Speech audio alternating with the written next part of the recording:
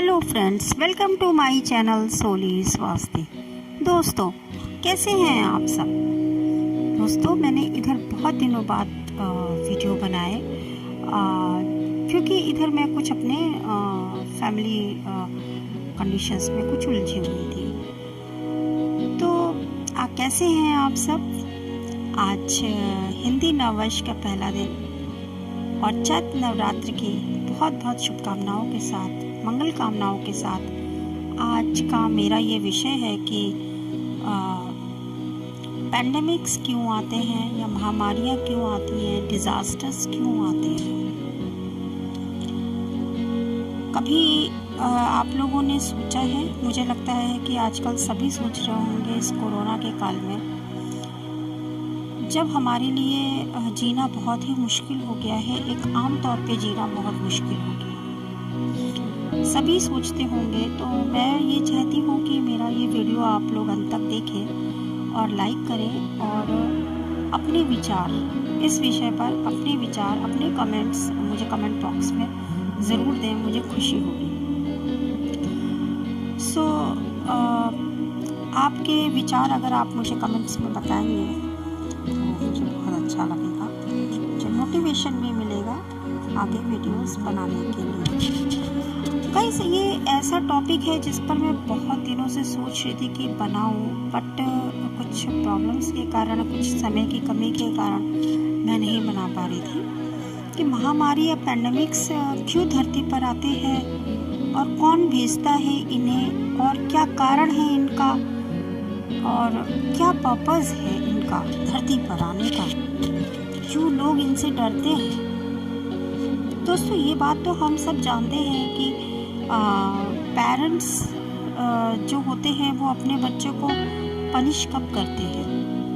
क्या उन अपने बच्चों को पनिश करके उनको खुशी होती है? जी नहीं। तो एक पेरेंट्स या एक टीचर या एक गुरु जब अपने बच्चे को, अपने शिष्य को, अपने स्टूडेंट को पनिश करता है या कोई ट्रीटमेंट देता है उसको सुधरने के लिए, तो उसका पर्पस केवल ये होता है कि उसका जो बच्चा है वो उसमें जो उदंडता है, जो शैतानियाँ हैं, जो बुरे संस्कार हैं वो ख़त्म हो पाए, जो उच्छृंखलता है वो ख़त्म हो पाए, उसके गलत क्रियाकलाप हैं, उसके कुसंस्कार हैं उनमें सुधार आ सके।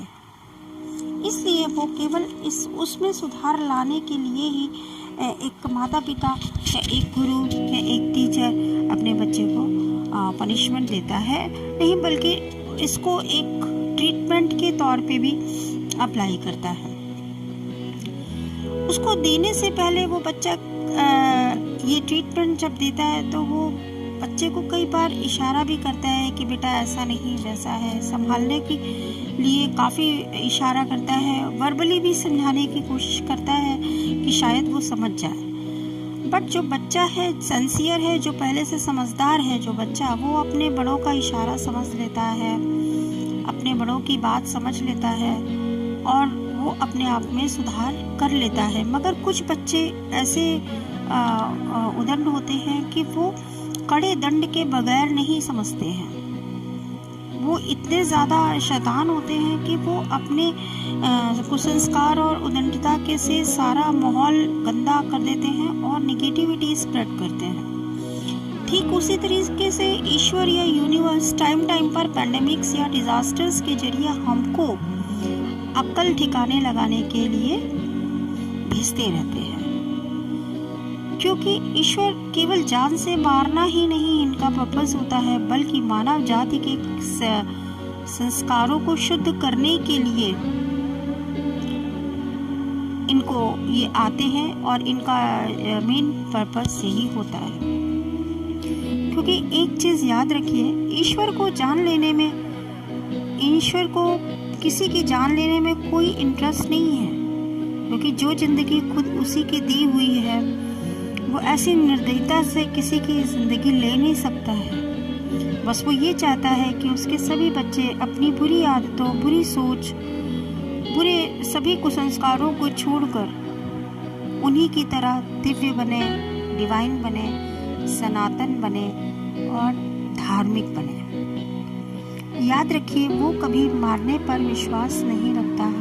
वो परमात्मा तो बड़े बड़े पापियों को भी अंत समय तक सुधरने का मौका देता रहता है, क्योंकि ये तो पता है आपको कि एक परम पिता मारने पर नहीं बल्कि तारने पर विश्वास रखता है। यस, जी हाँ, मारन पर नहीं बल्कि तारन पर विश्वास करके उसकी लक्ष्य तक अपने बच्चों को पहचाने में वो परमात्मा लगा रहता है। जिस तरह एक माता पिता अपने बच्चों को सुधार करने के लिए हर उपाय किए जाने के बाद भी हर उपायों को निष्फल समझ लेने के बाद ही किसी कड़े दंड पर के निष्कर्ष पर पहुंचते हैं, उसी प्रकार एक ईश्वर, एक अल्लाह, एक वाहिगुरु, सदगुरु, एक अच्छा गुरु, हमारे परमात्मा, जीसस, जो भी हम भाषा में बोलते हैं, वो परमात्मा तो सब एक है। हमें संस्कारों को, सोच को, कर्मों को शुद्ध करने के लिए ही पैंडेमिक्स भेजते हैं।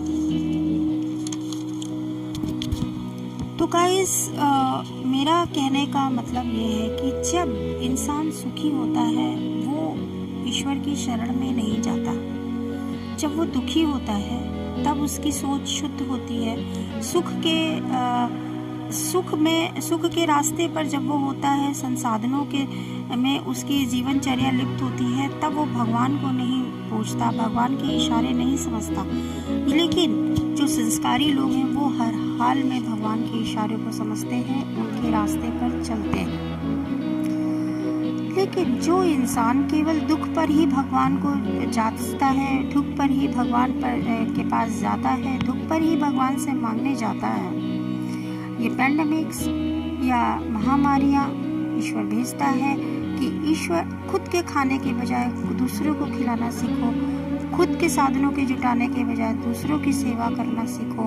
ये सब भाई बहन हैं, हम प्राणी सब परम पिता की संतान हैं, धरती माँ की संतान हैं, और हमें इसी रास्ते पर चलते हुए अच्छे संस्कारों को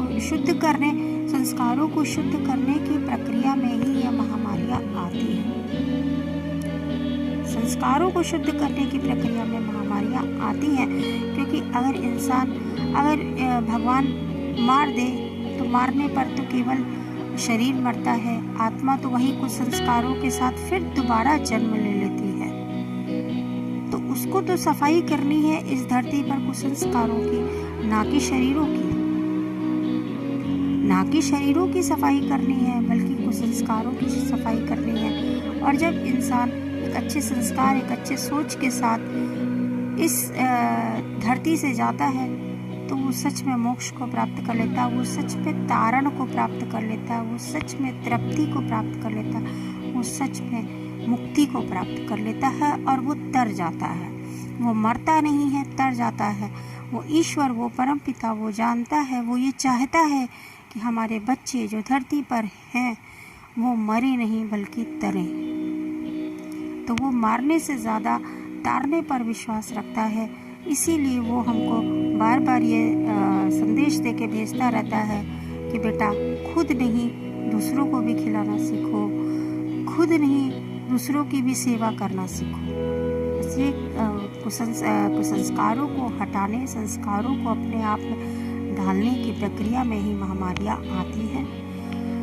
और इसी के साथ ही मैं इस वीडियो की समाप्ति करती हूँ। Thanks for watching my video, and please comment, like, subscribe and share my channel. Thank you. Love you all.